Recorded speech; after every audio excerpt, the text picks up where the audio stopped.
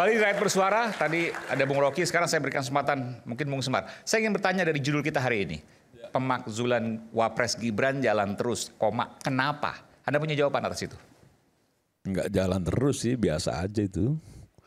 Jadi saya coba untuk merespon dari... Kenapa nggak jalan terus? Kan sampai DPR segala macam. Ya, kita pikir selesai kemarin, ternyata terus. Ya siapapun kan juga bisa menyampaikan surat. Dan akan dibacakan tanggal 20 Juni ya, biasa 2020. saja. DPR kan juga suka gimmick-gimmick politik juga suka. Jadi jangan juga terlalu menganggap bahwa surat itu sampai ke Sekjen DPR RI, terus diagendakan dibacakan, itu sesuatu yang sangat serius. Karena kalau tadi diperdebatkan soal substansi kosong, ya memang saya melihat begini ya, ini dari segi perspektif politik. Substansi di Purnawirawan yang maksudnya ya? Ya. Yang disampaikan terkait pemakzulan. Ya tadi kan Pangeran Sekjen Gibranku ya, itu menyampaikan beberapa hal terkait pemakzulan, surat pemakzulan. Yang tadi sempat dikasih kultum sama Bang Rocky.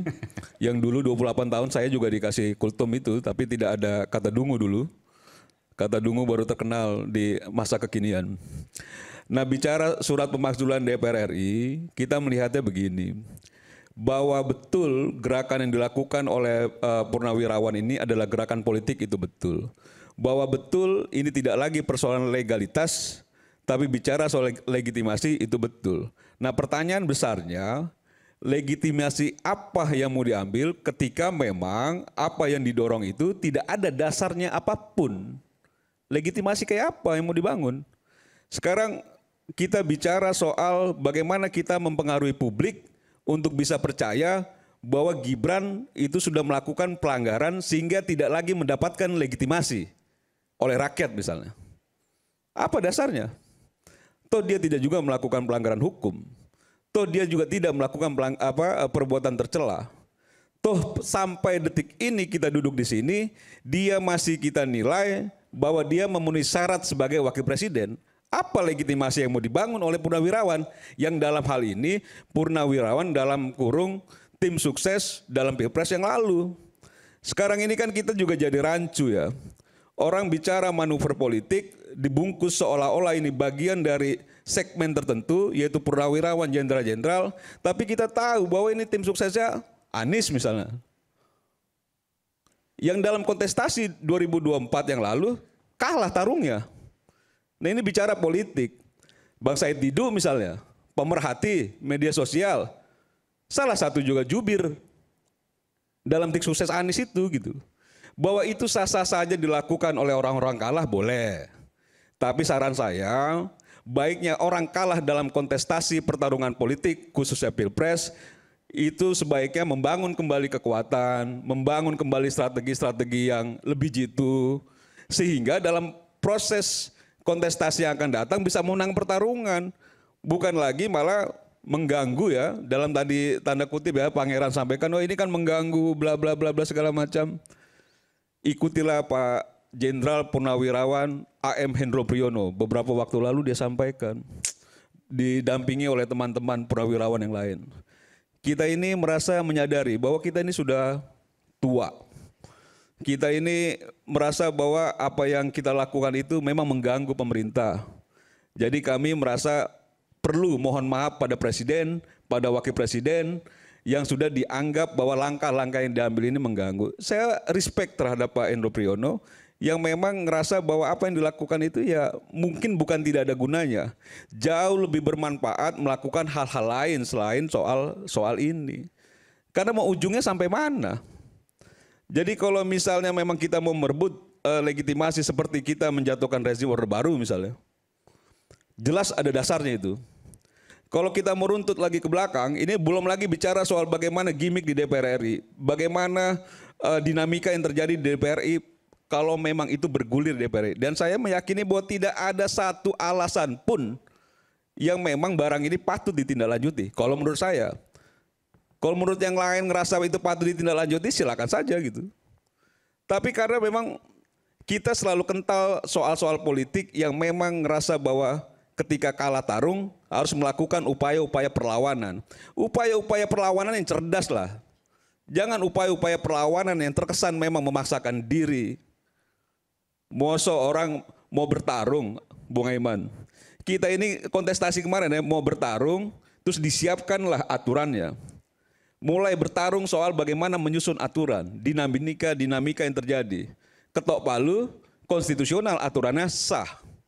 Lalu muncullah calon-calon petarungnya. A, B, C, ikut bertarung pula. Tapi ketika kalah dia mempersoalkan aturan yang sudah dibangun sebelumnya. Kan bagaimana logikanya gitu loh. Terus lalu sekarang dibangun soal bagaimana menggerus legitimasi Gibran. Belum lagi kita bicara soal paket dan lain sebagainya. Ini panjang sekali hal-hal yang menurut saya bukan soal bahwa dilarang mengirimkan surat ke DPR RI. Teman-teman mahasiswa pun boleh saja juga mengirimkan surat ke DPR RI karena itu bagian dari perwakilan kita terhadap hal apapun. Tapi kan juga orang bisa menilai dan masyarakat juga bisa menilai bahwa yang melakukan manuver politik ini adalah manuver dari kelompok-kelompok yang kalah dalam kontestasi Pilpres yang lalu. Itu ada irisannya pasti. Nah ketika itu ada irisannya, kental kepentingan politiknya, berarti dari segi politiknya itu politik yang memang didasari soal kepentingan dirinya atau kelompoknya sendiri. Bukan kepentingan rakyat atau masyarakat. Itu hal yang paling penting. Nah sekarang kita tidak lagi mempersoalkan bahwa ini Mark Zulkan dia bisa secara konstitusional atau tidak, ada celahnya. Apa celahnya? Kalau bicara soal mekanisme itu apa celahnya? Gitu loh. Jadi kalau tadi Bung Aiman sampaikan ini mau dibacakan silakan aja, tapi bagi kami itu biasa-biasa saja, surat biasa. Tidak akan berpengaruh apa-apa. Tidak berpengaruh apa-apa karena memang tidak ada satu alasan apapun yang bisa dijadikan dasar untuk menindaklanjuti itu. Tidak berpengaruh apa-apa dan tidak akan berpengaruh apa-apa. Menurut saya. Oke. Apa? Alasannya apa? Terus Gibran dimakzulkan, apa alasannya? Gua nggak suka sama lu. Kan nggak bisa juga. Gibran dimakzulkan, kau melanggar hukum, apa hukumnya yang dilanggar? Kau melakukan perbuatan tercela, apa perbuatan tercelanya? Kau sudah tidak layak lagi jadi wakil presiden, apa? Masa kita mau dengar orang per orang yang punya kepentingan sendiri dan mengorbankan apa yang menjadi pilihan rakyat ketika memilih di kotak suara? Kan nggak bisa dong kayak gitu. Itu kan poinnya menurut saya, Iman. Oke. Saya ke Bung Ferry Amsari. Bung Ferry, Anda pernah mengomentari terkait dengan surat yang sampai ke DPR terkait pemakzulan Gibran. Anda punya pendapat soal ini, silakan. Ya, saya pikir saya salah satu yang mengusulkan dan Agak menyarankan Purnawirawan pergi ke DPR daripada pergi ke Presiden. Oke. Terkait kasus Gibran. Dan tidak akan berpengaruh apa-apa ke depan? Ya, pengaruh tidak pengaruhnya kalau diproses. Kalau tidak diproses DPR berarti tidak berpengaruh. Kalau diproses di DPR artinya berpengaruh. Berproses masih diproses termasuk pembacaan tanggal 20 Juni besok? Ya, itu sudah menunjukkan ada pengaruh signifikannya. Pengaruh signifikan Anda kata? Surat ini penting dari 4 argumentasi, menurut saya 3 penting. Oke. Satu memang tidak terkait langsung karena itu bicara soal korupsi keluarga Jokowi ya. Yang dibahaskan adalah pelanggaran hukum. Ya, ada 8 poin kalau nggak salah. Berapa poin? Ya poin pertama itu ada 4 ya. Saya pikir yang 3-nya yang menarik. Gitu. Oke, boleh Anda masih ingat substansinya 3 itu apa? Ya, satu kan soal bahwa terjadi konflik kepentingan. Konflik kepentingan. Terkait peran paman Gibran yaitu Pak Anwar Usman di dalam perkara nomor 90. Kalau kita berkaca kepada putusan mahkamah bahwa hakim konstitusi lah yang menyampaikan ada konflik kepentingan yang terjadi. Jangan lupa proses perkara munculnya putusan itu dilakukan dengan proses dan cara-cara yang tidak benar dan belum pernah diungkap di parlemen kita. Misalnya diketahui bahwa perkara ini didaftarkan kembali di hari libur. Mahkamah tidak pernah sepanjang sejarah mahkamah menerima perkara di hari libur. Kurang cacat etik apalagi itu poin itu. Nah, kapan kemudian problematika ini akan berlanjut kepada proses pemberhentian wakil presiden kalau itu bagian dari pelanggaran hukum atau etik seorang wakil presiden? Bagi saya ya di parlemen. Nah, ini satu hal yang perlu dibuktikan dengan parlemen. Karena Mas Aiman harus ingat pasal 7B ayat 2 Undang-Undang Dasar bilang bahwa pemberhentian presiden dan atau wakil presiden pada masa jabatannya merupakan bagian dari fungsi DPR dalam bidang pengawasan. Nah, orang sudah heboh ya, se-Indonesia. Kenapa kemudian DPR tidak melakukan tugas pengawasannya? Nah, kan ini kan bisa kaitannya panjang ya, upaya mematikan oposisi dan lain-lain. Tapi mari kita simak sebenarnya kekhawatiran soal langkah-langkah purnawirawan ini sudah terjadi. Contoh, sikap dari mantan Presiden Joko Widodo ya, Pak Presiden Joko Widodo bilang bahwa nggak bisa wakil presiden saja kalau diteruskan perkara ini. Harus dengan presiden-presidennya, kurang lebih begitu ya. Beliau mau ngasih ancaman kepada Presiden Prabowo. Satu paket begitu. Ya, kalau anak saya dibawa-bawa, ente juga lanjut gitu. Ini pernyataan Pak Jokowi ya? Ya. Oke. Padahal saya yakin Pak Jokowi minimal orang-orangnya, apapun alasan Bang Rocky, Pak Jokowi tidak suka baca dan lain-lain, saya anggap dia baca. Ya. Karena minimal orang-orangnya akan kasih tahu lah ya. Kecuali orang-orangnya juga tidak baca, itu baru Bang Rocky bolehlah marah-marah begitu ya. Presiden kok tidak baca. Tapi hemat saya dia tahu persis bahwa ketentuan pasal 7A, 7B Undang-Undang Dasar 1945 mengatakan bahwa presiden dan atau wakil presiden dapat diberhentikan pada masa jabatannya. Kalimat dan atau itu maknanya alternatif kumulatif. Bisa kedua-duanya, bisa salah satunya. Artinya bisa presiden dan wakil presiden, bisa presiden saja, bisa wakil presiden saja dimakzulkan ketika dalam masa jabatannya. Nah, tiba-tiba Pak Jokowi mau kasih syarat ya, ini akan terjadi perang zero sum game ya. Kalau tidak mati berdua, ya mati bersama-sama. Nah, menurut saya ini menunjukkan kekhawatiran Presiden Joko Widodo terhadap langkah-langkah para purnawirawan yang masuk ke tahap lanjutan di parlemen. Besok kalau dibaca, saya tidak terbayang ya, kalau dibaca itu diiringi dengan 25 orang anggota DPR menandatangani usul untuk mengajukan pemberhentian Wakil Presiden Gibran Rakabuming dengan alasan-alasan tertentu. Ini Anda membayangkan atau 25 kenapa Anda? Saya tidak dapat membayangkan betapa hebohnya kalau dalam pembacaan itu langsung diiringi dengan usulan dari 25 anggota DPR dari minimal 2 fraksi. Kata Bung Semar halusinasi Anda katanya. Nggak apa-apa, memang negara diwujudkan dan dibentuk dengan halusinasi yang baik. Ya. Semuanya begitu, di mana saja negara begitu. Orang yang tidak punya halusinasi yang baik, dia akan berhalusinasi yang jahat. Makanya terjadi tambang, terjadi kapal dengan merek nama orang-orang tertentu, itu halusinasi yang jahat. Gitu. Nah, saya mau mengatakan begini, hal yang menarik lainnya adalah soal kasus Fufu Fafa. Ini masih tersisa misteri apakah akun yang berkata buruk kepada presiden kita yang berkuasa saat ini, Presiden Prabowo, itu betul-betul akun yang berkaitan langsung dengan wakil presiden. Kalau jawabannya iya maka? Harusnya, bukan iya atau tidak dulu Bang Aiman. Harusnya parlemen memastikan bahwa ini iya atau tidak. Untuk 2 kebaikan. Kebaikan non-Gibran dan kebaikan Gibran sendiri. Kebaikan non-Gibran, orang selesai tanda tanyanya bahwa wakil presiden kita tidak cacat etis dan menduduki jabatan publik yang berkaitan dengan kebijakan-kebijakan. Kedua, Bang Gibran kan juga diselamatkan bahwa ternyata bukan dia gitu ya.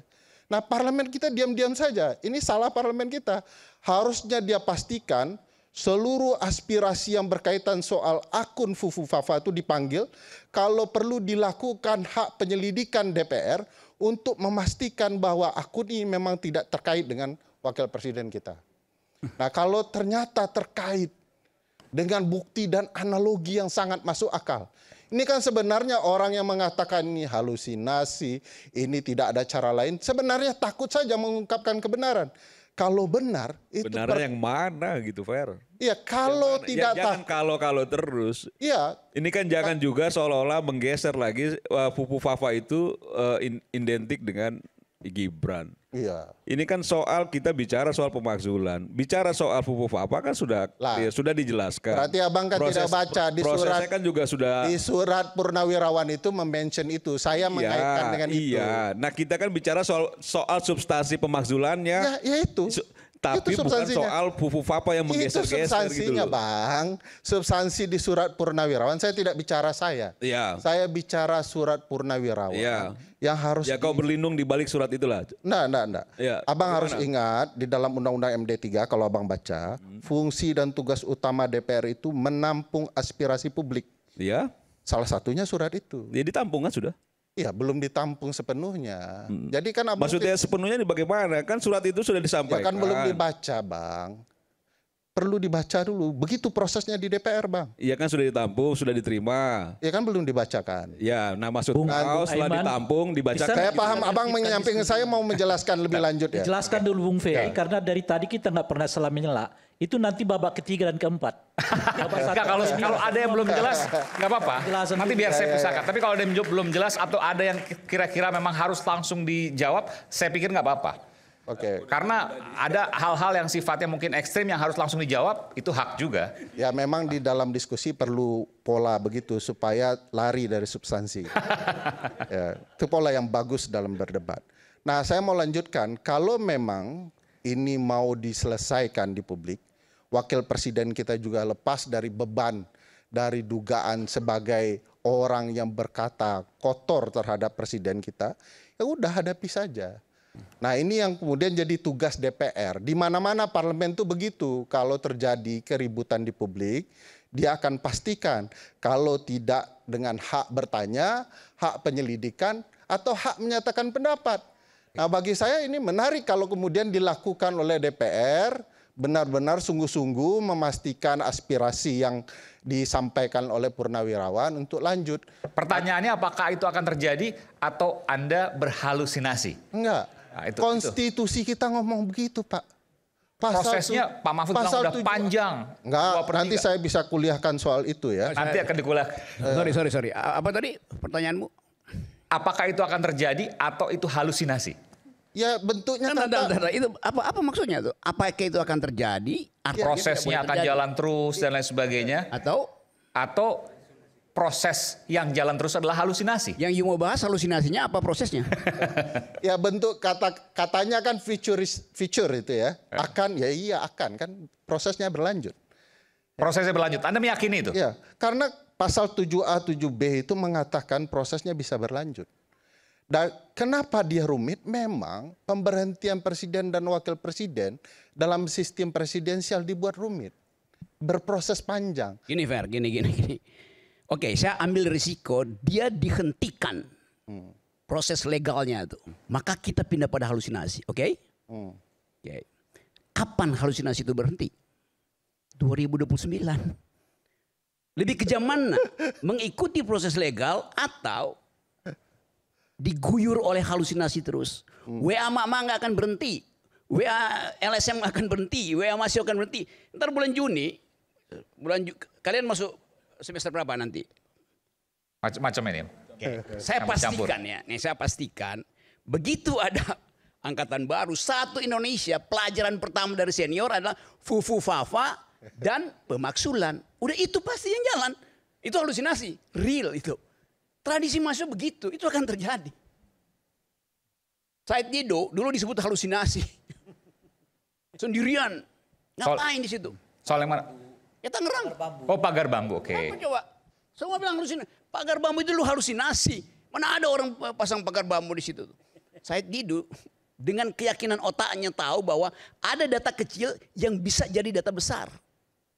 Apalagi cuma soal Gibran yang sudah ada jejak digital di mana-mana. Jadi Bang, pasal 7A, 7B itu dibuat dengan halusinasi. Yes. Kalau saling dukung Pembentuk boleh. Undang-Undang Dasar Saling sama lah 1945. yang nanti Jadi tanpa halusinasi.